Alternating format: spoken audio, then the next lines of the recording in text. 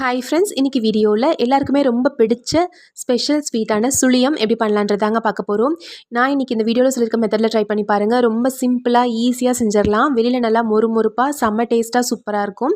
இப்போ இந்த சுழியம் செய்கிறதுக்கு உள்ளே வைக்கிற பூரணத்துக்கு 1 கப் அளவுக்கு கடலைப்பருப்பு எடுத்துக்கலாம். நான் இன்றைக்கி எடுத்துருக்க கப் வந்து 1/4 லிட்டர் அளவுடைய கப்புங்க. 1 கப் கடலைப்பருப்பை நல்லா 2-3 தடவை கழுவிட்டு தண்ணி ஊற்றி ஒரு 2 மணி நேரம் ஊற வச்சு எடுத்து வச்சுருக்கேன். ஊற வச்ச கடலைப்பருப்பை குக்கரில் போட்டுக்கலாம். இது கூட அதே கப்பில் 1/2 கப் அளவுக்கு தண்ணி ஊற்றி இது ஒரு 4 விசில் வேக வச்சு எடுத்துக்கலாம்.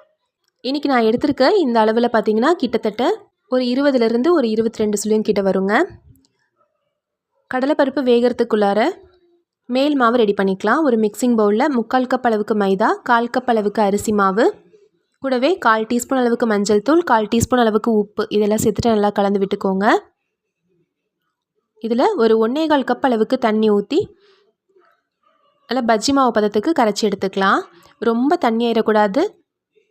கரெக்டாக பஜ்ஜி மாவு பதத்துக்கு இருந்தால் சரியாக இருக்கும். அதாவது நம்ம தோசை மாவுலாம் இருக்குது இல்லைங்களா, அந்த பதத்துக்கு இருக்கணும். கொஞ்சம் கொஞ்சமாக தண்ணி சேர்த்து நல்லா கலந்து விட்டுக்கோங்க. பாருங்கள், இந்த மாதிரி நல்லா மிக்ஸ் பண்ணி எடுத்துக்கலாம். ரொம்ப சிம்பிளாக செய்யக்கூடிய ஒரு ஸ்வீட்டுங்க. எல்லாருக்குமே ரொம்ப பிடிச்சிருக்கும். நல்லா மொறுமொறுப்பாக வரும் இதே அளவில் செய்யும்போது. இப்போ பாருங்கள், இந்த மாவுடைய பதம் செக் பண்ணுறதுக்கு ஒரு ஸ்பூன் எடுத்துக்கோங்க. ஸ்பூனில் இப்படி டிப் பண்ணி எடுத்து இப்படி பார்க்கும்போது கரெக்டாக இந்த மாதிரி திக்காக இருக்கணும். மாவு மேல் மாவு ரெடி ஆயிடுச்சு. குக்கரில் நம்ம வச்சுருக்க அந்த பருப்பும் நல்லா வெந்து வந்துருச்சு. 4 விசில் விட்டு எடுத்திருக்கேன். பாருங்கள், நல்லா பூ போல் நல்லா வெந்து வந்திருக்கு. எக்ஸ்ட்ரா தண்ணி இருந்துச்சுன்னா அதெல்லாம் வடித்து எடுத்துருங்க.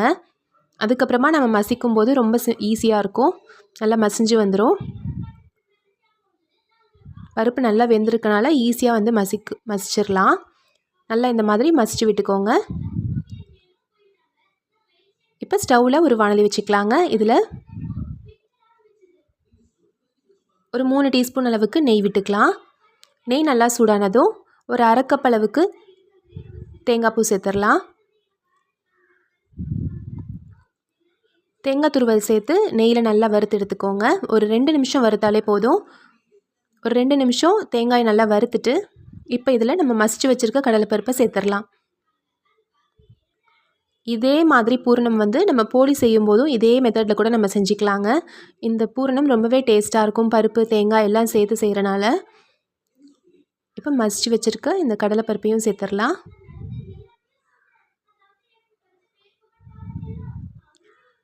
இன்றைக்கி நான் இனிப்புக்கு நாட்டு சர்க்கரை எடுத்திருக்கேங்க. நீங்கள் நாட்டு சர்க்கரைக்கு பதிலாக வெல்லம் கூட சேர்க்கலாம். தேங்காய், மசிச்ச கடலைப்பருப்பு எல்லாம் சேர்த்துட்டு நல்லா ஒரு தடவை கலந்து விட்டுட்டு இப்போ இதில் 1 கப் அளவுக்கு நாட்டு சர்க்கரையை போட்டுக்கலாம். நீங்கள் வெல்லம் சேர்க்குறதா இருந்துச்சுன்னா பொடிச்ச வெல்லத்தை தண்ணியில் நல்லா கரைச்சி விட்டு அந்த தண்ணியை வடிகட்டி நம்ம சேர்த்துக்கலாம்.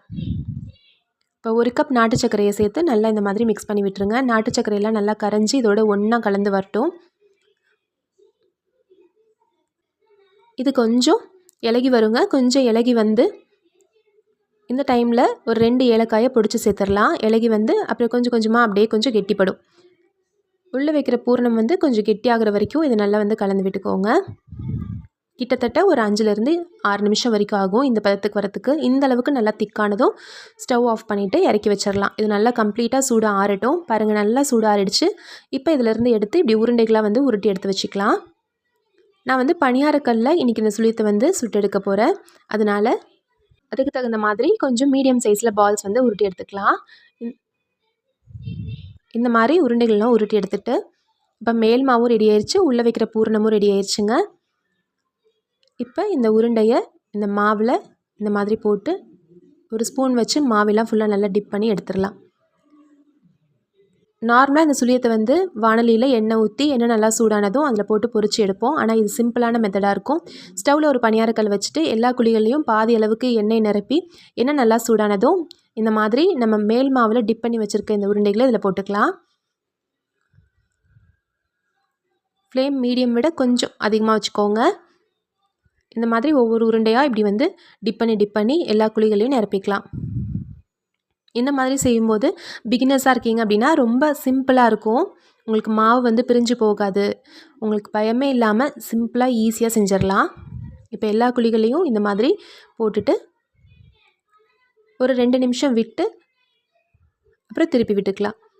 ஒரு சைடு நல்லா கிறிஸ்பானதும் தானாக அப்படியே நம்ம ஒட்டாமல் வந்துடும். நம்ம அப்படியே திருப்பி போட்டுக்கலாம். ஒரு 2 நிமிஷம் இப்படியே விட்டுருங்க. அதுக்கப்புறமா நம்ம இப்படியே திருப்பி விட்டுடலாம். 2 சைடும் நல்லா கிறிஸ்பியானதும் நம்ம எடுத்துடலாம். எப்பயுமே பணியாரக்கல்ல போடும்போது நடுவில் இருக்கிறது சட்டுன்னு வந்து நல்லா வெந்து வந்துடும். ஃபஸ்ட்டு நடுவில் இருக்கிறத திருப்பி விட்டுட்டு ஒரு 2 நிமிஷம் விட்டு சைடில் இருக்கிறதெல்லாம் திருப்பி விட்டுக்கலாம். இப்போ பாருங்கள், நடுவில் இருக்கிறது 2 சைடும் நல்லா கிறிஸ்பி ஆயிடுச்சு. எல்லா பக்கமே நல்லா மொறுமொறுப்பாயிருச்சு. இப்போ நம்ம இதுலேருந்து எடுத்துடலாம். ரொம்ப சிம்பிளாக நல்லா வெளியில் கிறிஸ்பியாக நல்லா சுவையான சுழியம் ஸ்வீட் ரெடி ஆயிடுச்சு.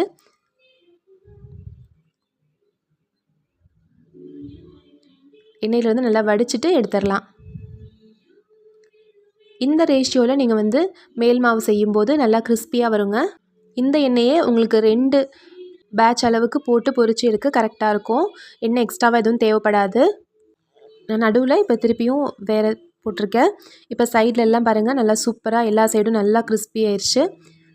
நல்லா கலர் மாறி வந்துருச்சு. இப்போ நம்ம இதை எடுத்துடலாம்.